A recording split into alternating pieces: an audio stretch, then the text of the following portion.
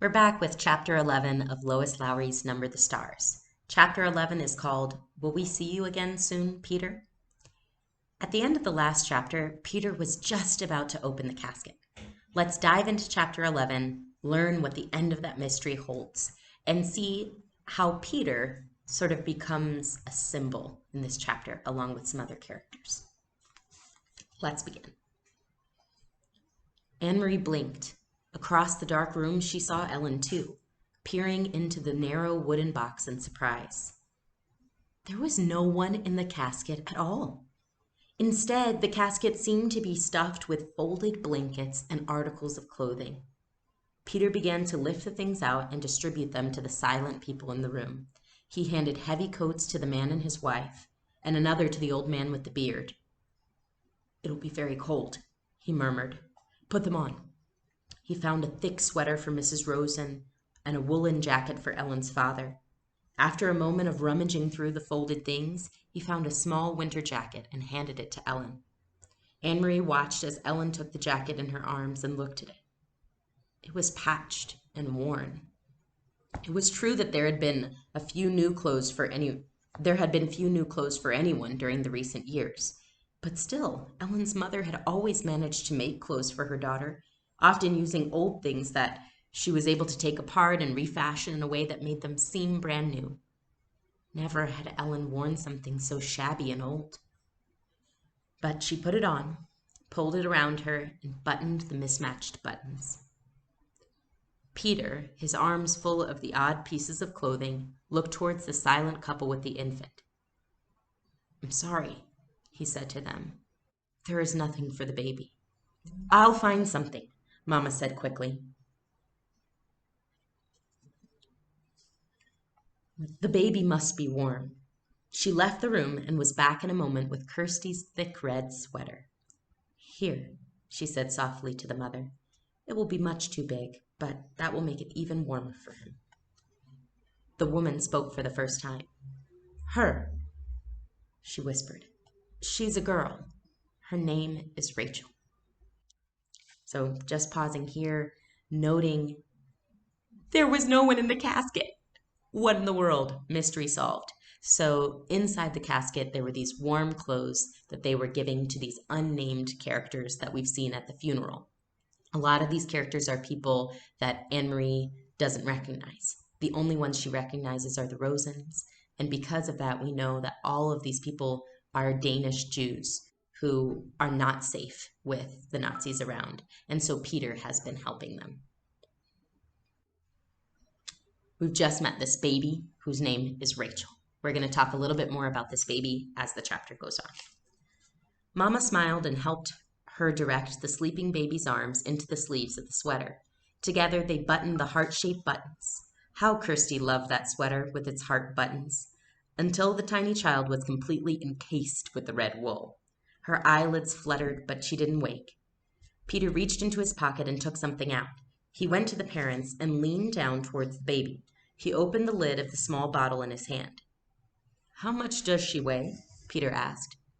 "She was 7 pounds when she was born," the young woman replied. "She's gained a little, but not very much. Maybe she weighs 8 pounds now? No more." "A few drops will be enough then. It has no taste. She won't even notice." The mother tightened her arms around the baby and looked up at Peter, pleading. "Please, no," she said. "She always sleeps at night. Please, she doesn't need it. I promise she won't cry." Peter's voice was firm.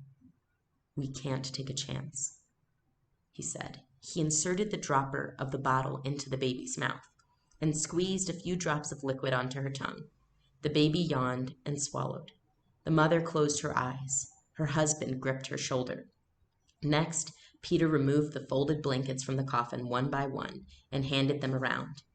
"Carry these with you," he said. "You will need them later for warmth."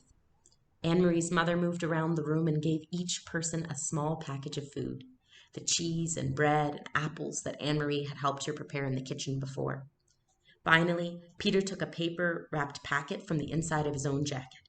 He looked around the room at the assembled people, now dressed in the bulky winter clothing, and then motioned to Mr. Rosen, who followed him to the hall.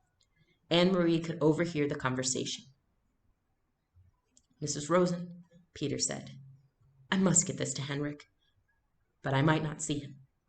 I'm going to take the others only to the harbor, and they will go to the boat alone. I want you to deliver this. Without fail, it is of great importance." There was a moment of silence in the hall, and Anne-Marie knew that Peter must be giving the packet to Mr. Rosen. Anne-Marie could see it protruding from Mr. Rosen's pocket when he returned to the room and sat down again.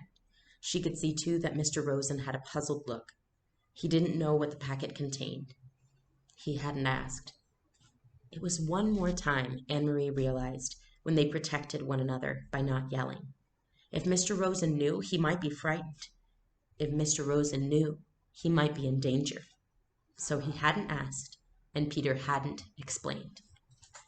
I want to pause here and talk about what's going on with Rachel and what's going on with Peter. So Rachel, the little baby, has been given two things by these people who are trying to help save them. First, Mom, Mrs. Johansson, gives her Kirsty's red sweater, which is far too big for her. But the sweater shows the need to protect this baby. This baby was born into a war it couldn't have even been around to begin. But the hope is that this baby will live on past this war and live long enough to grow into Kirsty's little red sweater. We see all of these people being given clothes, some of them new and some of them worn. Anne-Marie strongly reacts to seeing Ellen in these old, shabby clothes, knowing that Ellen is on a totally different journey than Anne-Marie, and seeing how Ellen's family has kind of been brought down by not being able to keep their possessions. The second thing the baby is given is a couple of droplets from Peter. These droplets will help the baby sleep and not make any noise. We can tell that they're going to go on some sort of journey that's secretive.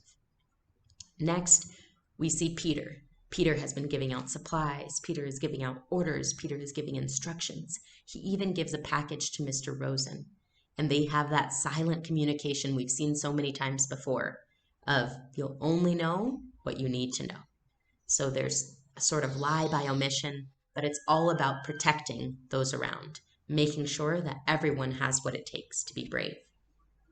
And Anne-Marie is watching all of this with wonder. She's seeing the sort of symbol of being a baby in these times and the symbol of becoming more of an adult, like Peter is becoming more of an adult. "Now," Peter said, looking at his watch, "I will lead the first group. You and you and you." He gestured to the old man and to the young people with their baby. "Inga," he said. Anne-Marie realized that this was the first time she had heard Peter Nielsen call her mother by her first name. Before, it had always been Mrs. Johansson, or in the old days, during the merriment and excitement of his engagement to Lisa, it had been occasionally Mama. Now it was Inga. It was as if he had moved on beyond his youth and had taken his place in the world of adults. Her mother nodded and waited for his instructions. "You wait 20 minutes and then bring the Rosens. Don't come sooner. We must be separate on the path so there's less chance of being seen." Mrs. Johansson nodded again. "Come directly back to the house after you have seen the Rosens safely to Henrik. Stay in the shadows and on the back path. You know that, of course. By the time you get the Rosens to the boat," Peter went on, "it will be gone. As soon as I deliver the group, I must move on. There is other work to be done tonight." He turned to Anne-Marie. "So I will say goodbye to you now." Anne-Marie went to him and gave him a big hug. "But we will see you again soon?" she asked. "I hope so," Peter said. "Very soon. Don't grow much more, or you will be taller than I am, little Longlegs." Anne-Marie smiled, but Peter's comment was no longer the light-hearted fun of the past.